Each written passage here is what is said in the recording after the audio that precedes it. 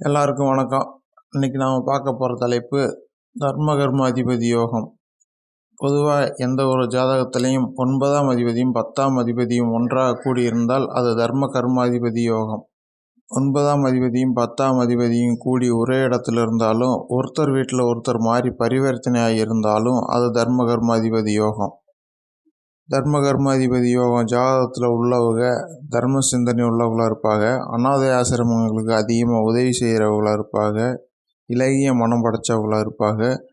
ஆன்மீக விஷயங்களில் ஆன்மீக தொண்டு செய்கிறதுல அதிக ஈடுபாடு இருக்கும். கோவில் கட்டணும், கும்பாபிஷேகம் பண்ணணுன்ற எண்ணமெல்லாம் இவங்கள்ட்ட நிறையவே இருக்கும். அதுவே குரு வலுத்த ஜாதகங்களாக இருந்தால் நிச்சயமாக கோவில் கட்டி கும்பாபிஷேகம் பண்ணிடுவாங்க. இவங்க தந்தை சொல் மிக்க மந்திரம் என்ற பழமொழியை கடைபிடிக்கிறவங்களாக இருப்பாங்க. இவங்களுடைய இலகிய மனதை சிலர் தங்களுக்கு சாதகமாக பயன்படுத்திக்கிடுவாங்க.